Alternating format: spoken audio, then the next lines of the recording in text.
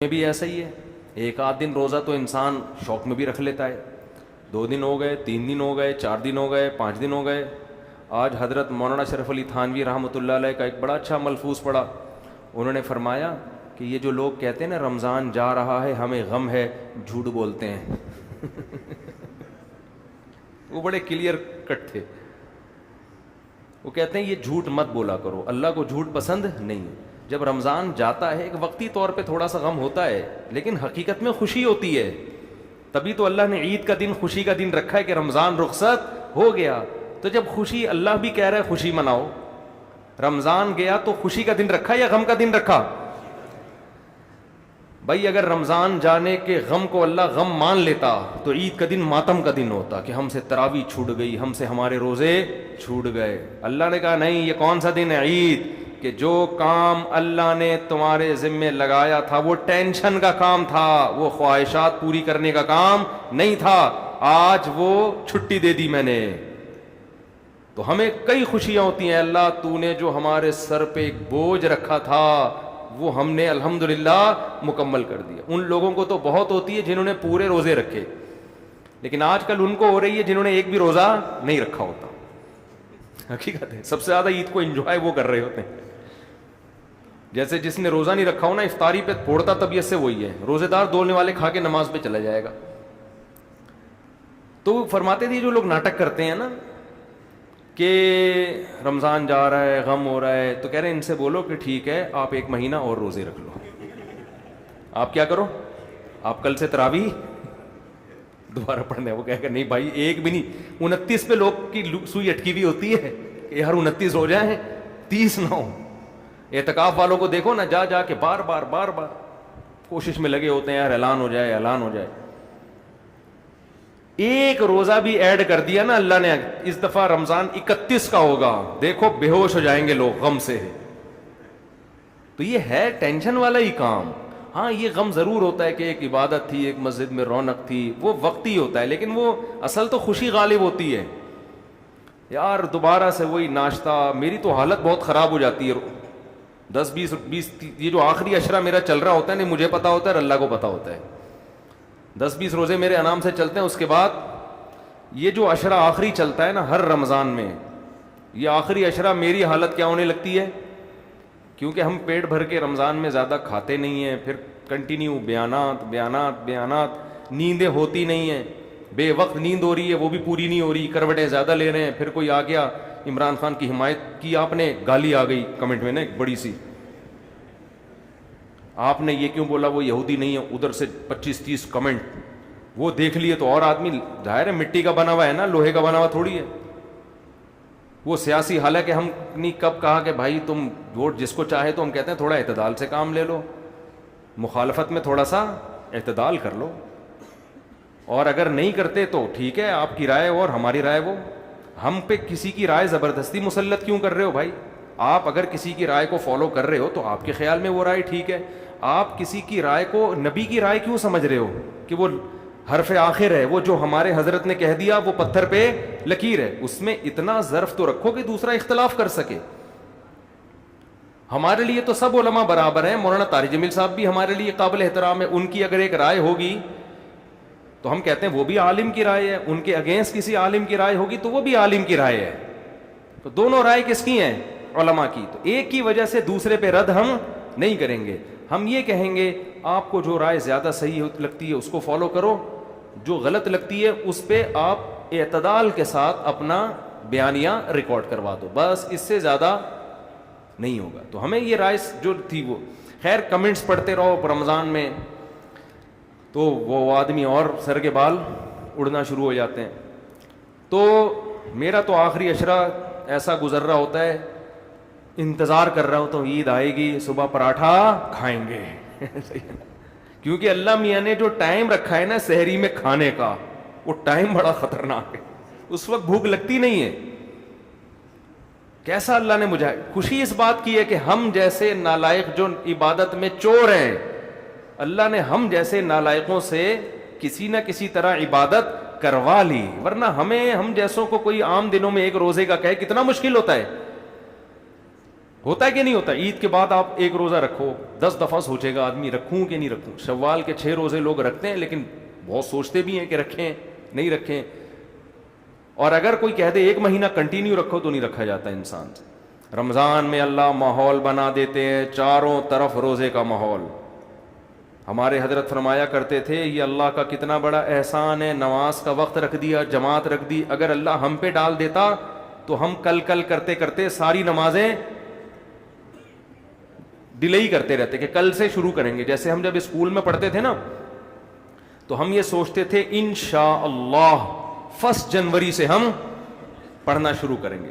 ابھی یہ دسمبر تک تو ایسے ہی ہو گیا، جانے دو. جب نیا سال آئے گا تو اس کی 1 تاریخ سے ہم پڑھائی شروع کریں. جب 1 تاریخ آتی تھی تو اب ہمیں ایک دم ضمیر جھنجھوڑتا، یار اب شروع کر دو بھائی، اب پڑھنا ہے، امتحان بھی آ رہا ہے. تو ہم سوچتے تھے یار دن کیا بھائی، آج ہے پیر، ہفتے سے شروع کریں گے کیونکہ جمعہ ویکینڈ ہے، ہفتے سے کیا ہوگا شروع ہوگا. وہ ہفتہ آج تک وہ آج تک نہیں آیا، کل سے. تو اگر اللہ ہم پہ ڈال دیتا کہ بھائی ٹوٹل اتنی نمازیں تم نے کمپلیٹ کرنی ہے، ٹائم تم خود ہی سیٹ کر لو، تو ہم وہ نمازیں کل کرتے کرتے آج ہم میں سے ہر شخص کے ذمے لاکھوں نمازیں ہوتی ہیں اور وہ کہتا ہے یار اب یہ میرے لیے پڑھنا ممکن نہیں ہے. تو کچھ چیزیں اللہ مسلط کر کے گن پوائنٹ پہ کروا لیتے ہیں. اللہ اگر ہم سے کہتا سال میں جب چاہو 30 روزے کمپلیٹ کر لو، ہم کل کرتے کرتے ہوتے ہی نہیں ہم سے. وہ ایک فقیر آیا محلے میں، اللہ کے نام پہ کچھ دے دو، انہوں نے کہا کل آنا. کہہ رہے اس کمبخت کل کے چکر میں لاکھوں روپے اس علاقے میں پھنسا ہوا ہے میرا. اس کل کے چکر میں اس علاقے میں میرا لاکھوں روپے پھنسا ہوا ہے. تو ایک فقیر سے کسی نے پوچھا کہ تم کتنا کما لیتے ہو روزانہ؟ اس نے کہا اگر یہ جو معاف کرنے والے ہیں نا یہ بغیرت نہ ہوتے تو روزانہ کے میرے 1 لاکھ روپے میری ارننگ تھی. یہ جو معاف کر دو کہتے ہیں نا، معاف کر دو، یہ بغیرت لوگ ہیں جن کی وجہ سے میں صحیح کما نہیں پا رہا ہوں.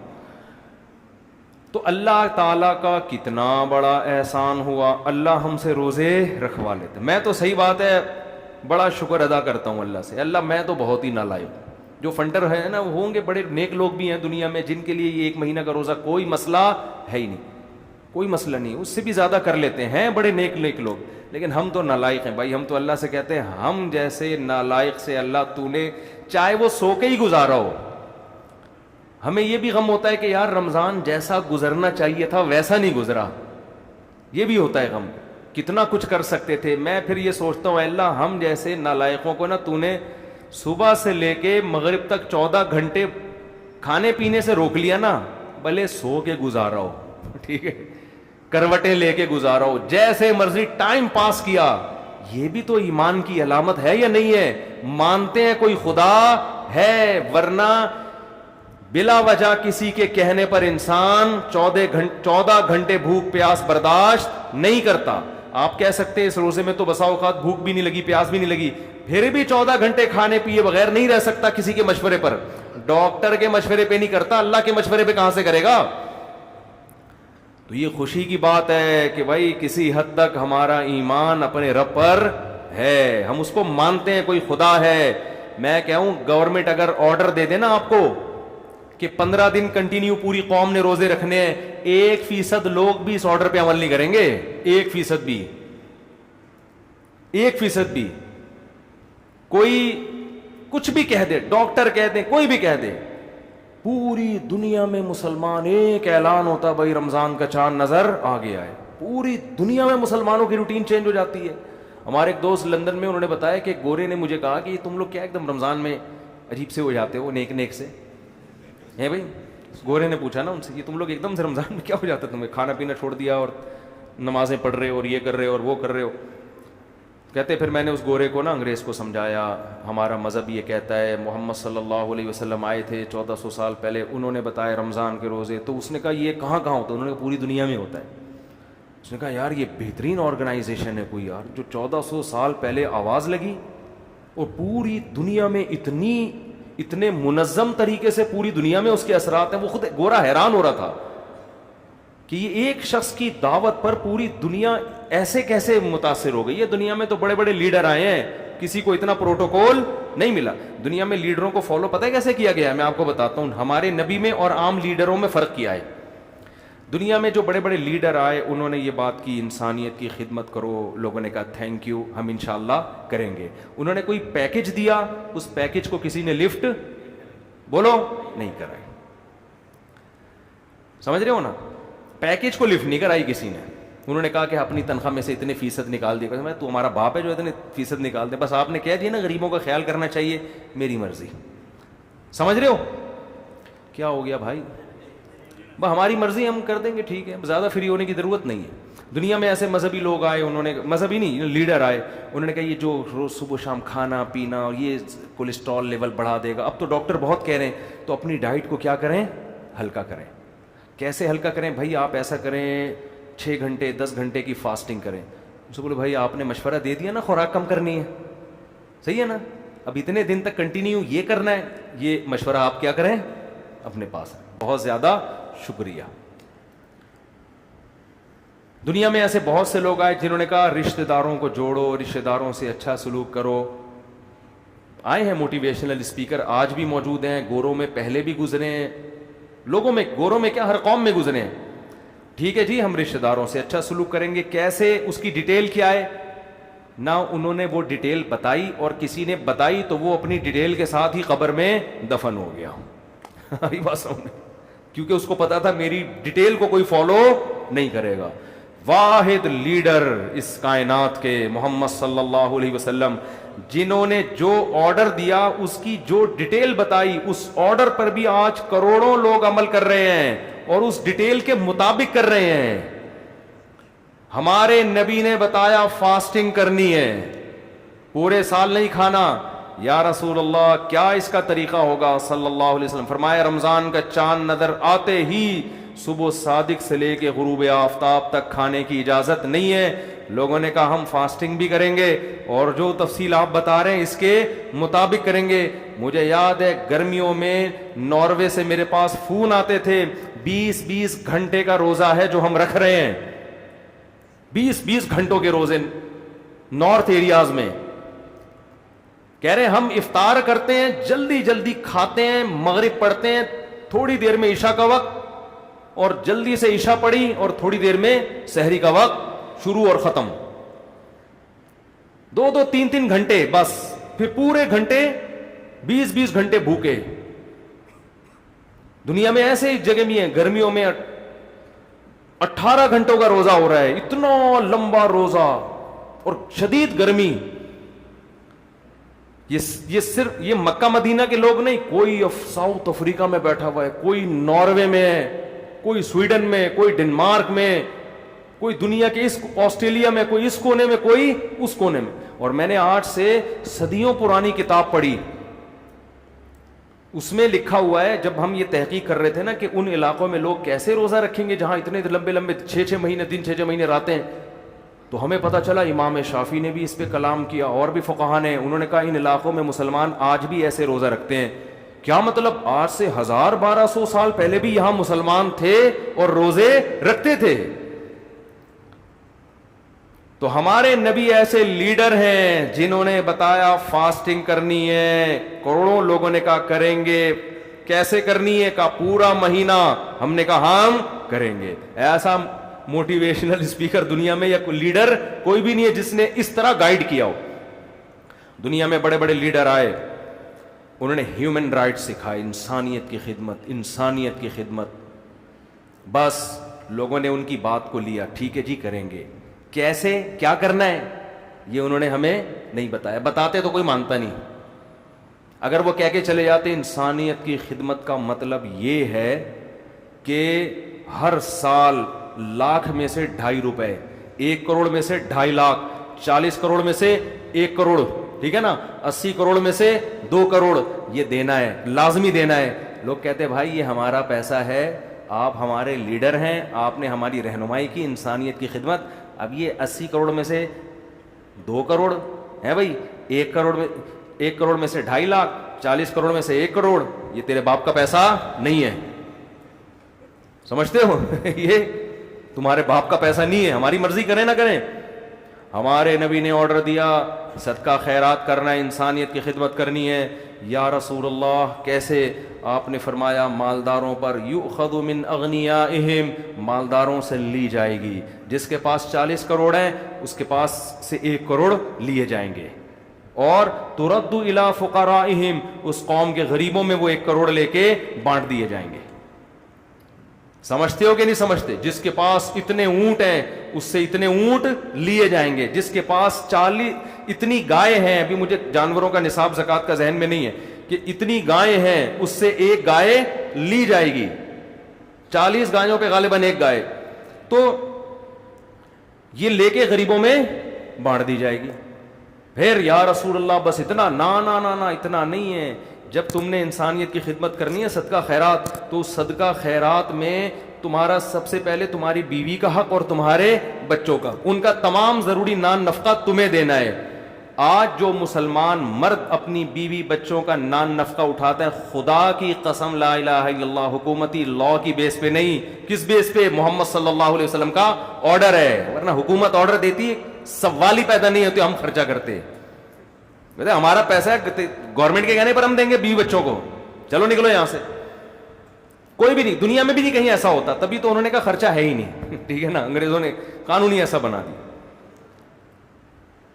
ہمارے نبی نے ہمیں بتایا کہ مال خرچ کرنا ہے, صدقہ خیرات کرنے ہیں. اور کیا طریقہ؟ فرمایا بقرعید میں جانور ذبح کر کے گوشت کھانا بھی ہے اور کھلانا بھی.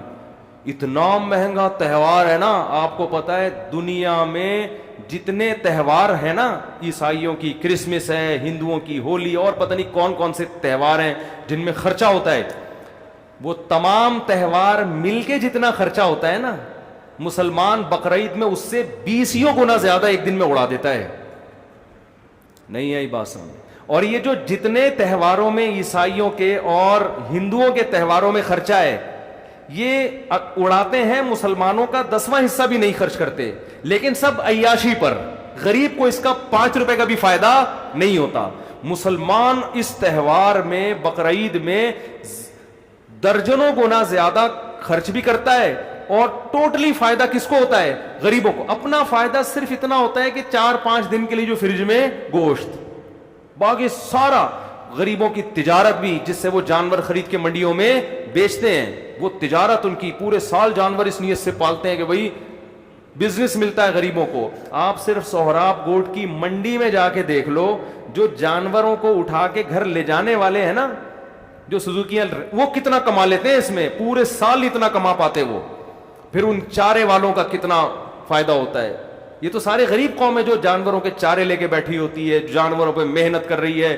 ایک آدمی نے مجھے بتایا, میں سعودیہ میں جاب چھوڑ کے آ گیا, اب میں وہاں ٹنڈو آدم میں کوئی ان کی زمین ہے, کہہ رہے صرف 6 بچڑے لے کے پالتا ہوں اور سہراب گوٹ میں لے جا کے پہنا دیتا ہوں کسی کو.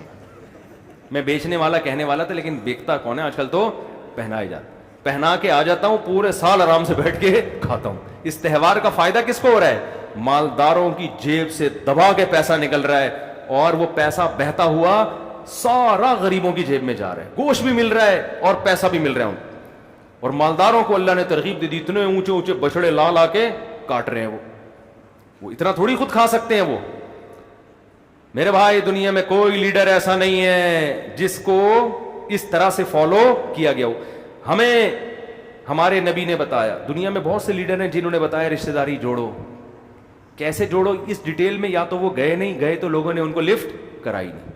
ہمارے نبی نے بتایا رشتہ داری ایسے جوڑنی ہے. پہلی بات, تمہاری وراثت تمہارے بیٹے اور بیٹی کو ملے گی, کسی اور کو نہیں. تم اس کو محروم نہیں کر سکتے.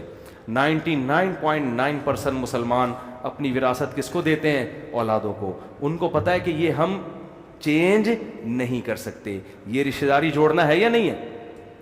باپ کو ملے گی, ماں کو ملے گی, بیوی کو ملے گی.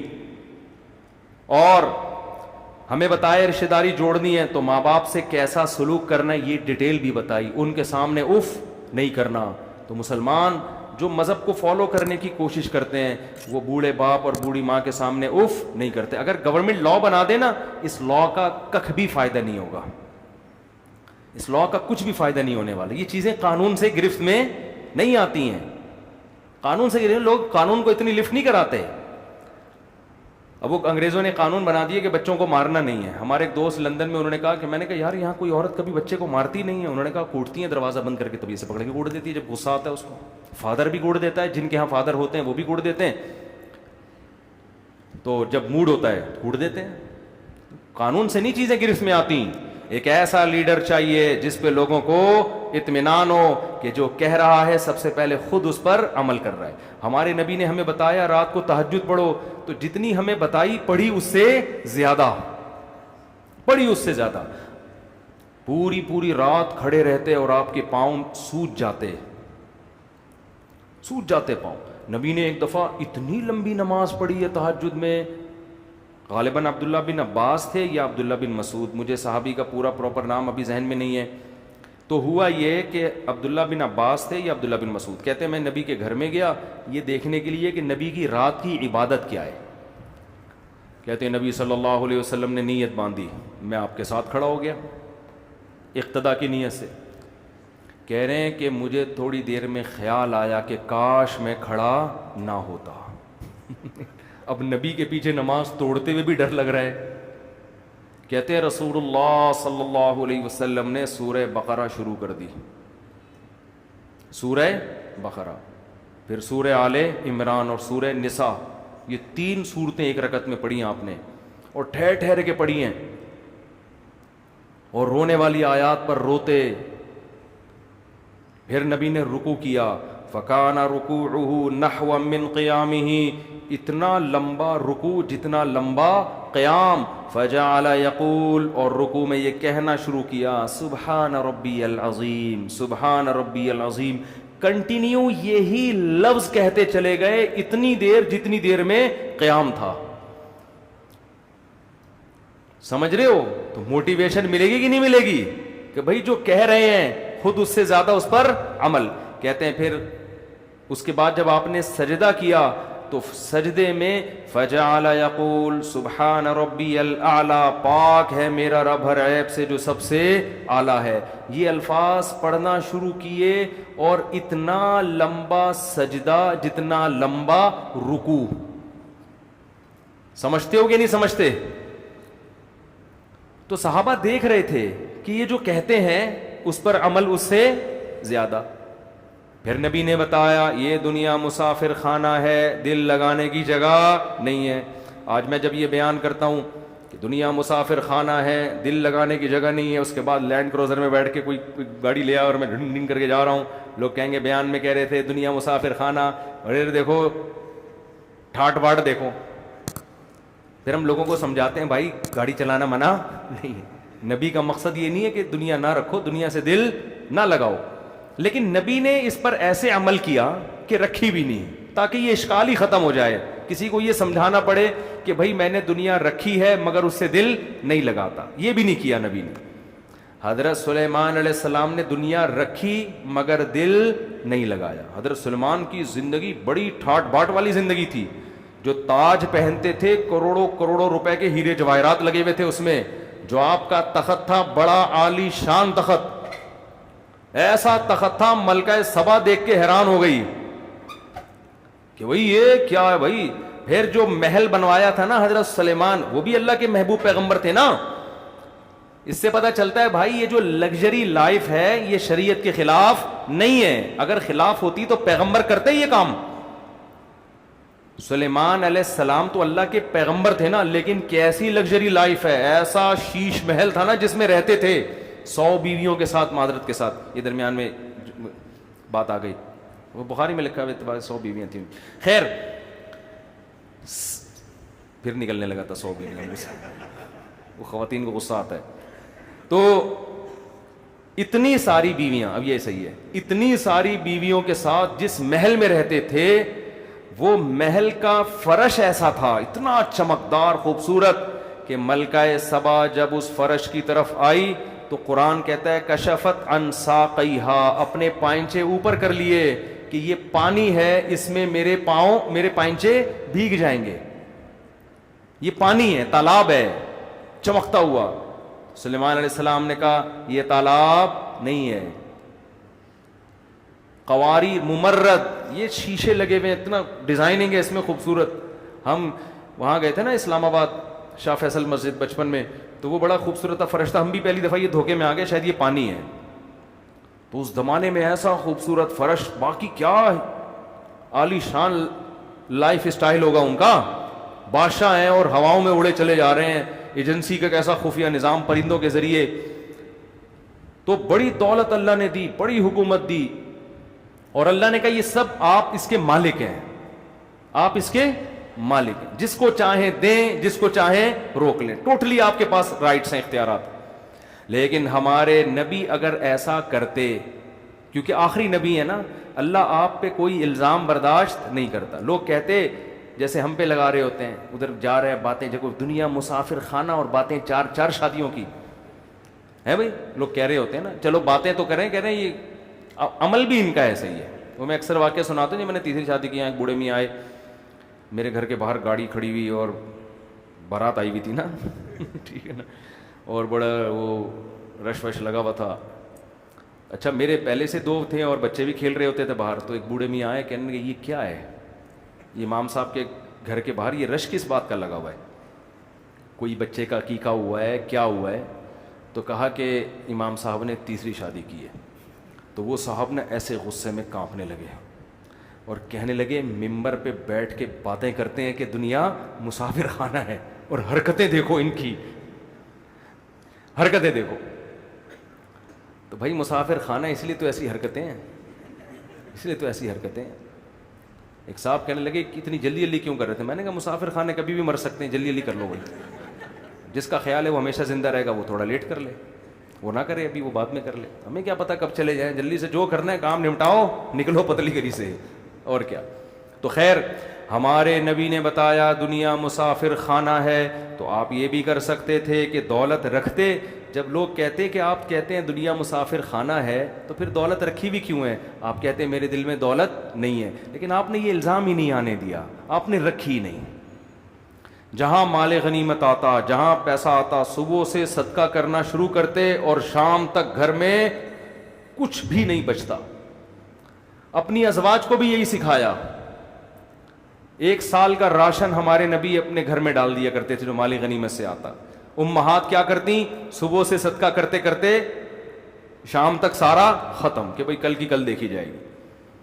اور ایک دوسرے سے بڑھ چڑھ کے کرتی تھی, ایک دوسرے سے بڑھ چڑھ کے. تو یہ تھے لیڈر کامیاب. یہ کیا تھے؟